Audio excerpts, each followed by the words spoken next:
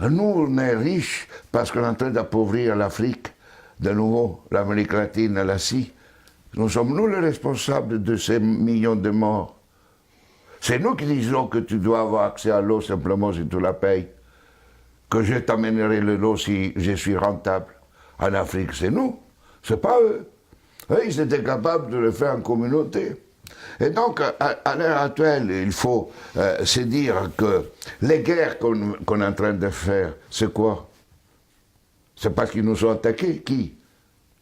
Quand Sarkozy a bombardé la Libye, aucun Libyen n'avait attaqué la France. La France n'avait pas été bombardée par personne. Et nous, quand les Américains ont bombardé Bagdad ou l'Irak, parce que c'était l'ennemi du mal, tous ces millions qui sont morts, et tous ces millions de réfugiés syriens, irakiens, etc., c'est qui eux, ils sont voulus. Et nous, on a le courage après de dire, je vais t'aider pour rester chez toi. Hein? Alors qu'on les a créé des conditions pour qu'ils doivent fuir.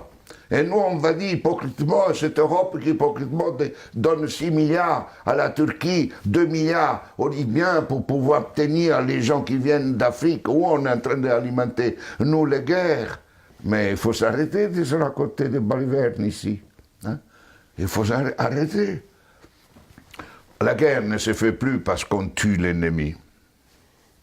La guerre est devenue, grâce à la technologisation, elle était déjà aussi d'avant, mais elle est devenue une activité économique la plus rentable après l'industrie pharmaceutique et l'industrie informatique. On fait la guerre parce que c'est rentable. Et malheureusement, si nous ne changeons pas nos dirigeants, et nous-mêmes, hein, dans le sens, pas individuellement, mais les systèmes de valeurs fondamentaux, la sécurité nationale qui explique la guerre, la souveraineté nationale, l'appropriation privée du vivant, etc. Tout ça, on fera la guerre. On fera la guerre, pourquoi? Parce que pour cela, deviendra une activité de plus en plus rentable.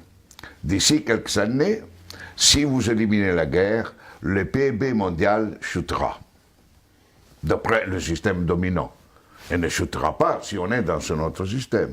Au contraire, la guerre, la disparition de la guerre sera une source de richesse. Mais c'est pour cela que les dominants à l'heure actuelle ne veulent pas réduire les armements, ne veulent pas réduire les occasions de guerre. Parce qu'imaginez-vous la France sans la guerre. Que serait comme économie? Imaginez-vous les États-Unis sans guerre, deviendraient des pauvres. Dans des économies pauvres. Donc aujourd'hui, on est entré dans une phase où on fait la guerre parce que c'est rentable. Et vous n'aurez aucun dirigeant actuel du monde qui arrêtera la guerre, parce qu'il sera crucifié, parce qu'il sera lapidé, parce qu'il va contre la logique. La guerre fait augmenter le PIB mondial. La guerre permet la croissance économique. Et on suppose que si on fait la guerre, on augmente la création d'emplois chez nous, non?